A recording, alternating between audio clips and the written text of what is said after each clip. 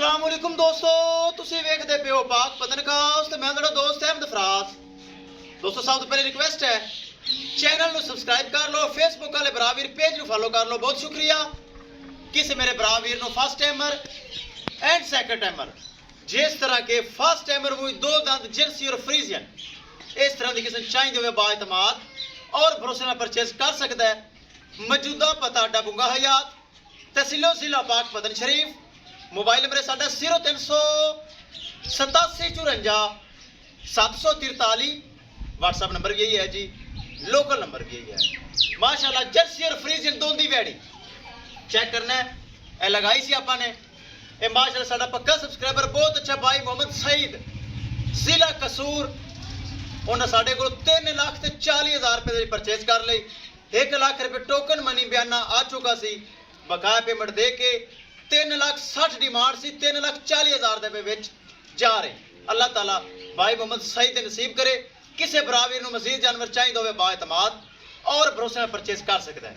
Cameraman साहब गड्डी number एक एक चीज़ करनी क्लियर, उस तो पहले नज़दीक होकर दिखाओ। वही वेड़ी है जेड़ी के दिखा दी गई सी माशाल्लाह पहलन दोंदी।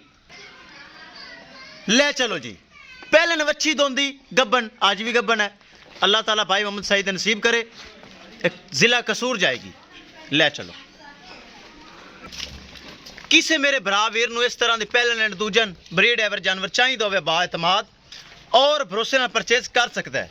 दोस्तों पाक पतनकास्ट तो जो जानवर लगता अलहमदुलिल्लाह सेल होंदा है, ताकि गारंटी वाला चैनल, भरोसे वाला चैनल, एतमाद वाला चैनल, क्योंकि अपने ही जानवर अपना ही चैनल, कोई विच कमीशन एजेंट वाला सिस्टम कोई नहीं। वीडियो पसंद आए लाइक शेयर माशाल्लाह कमेंट लाजमी करना है। अगर किसी भरा ने चैनल को सबसक्राइब नहीं किया या कि फेसबुक वाले भरा ने किसी ने पेज को फॉलो नहीं किया, लाजमी कर लो ताकि साड़ी हर लेटेस्ट आने वाली वीडियो मेरे बराबर देख सकन। विखाइए गड्डी नंबर तो एक एक चीज़ करिए क्लियर।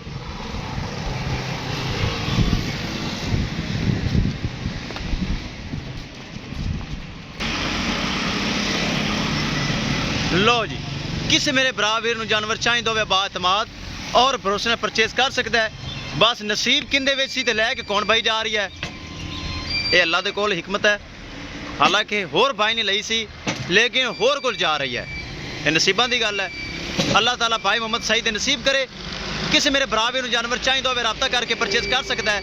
इंशाल्लाह दोस्तों मिलेंगे एक नई वीडियो के नाल।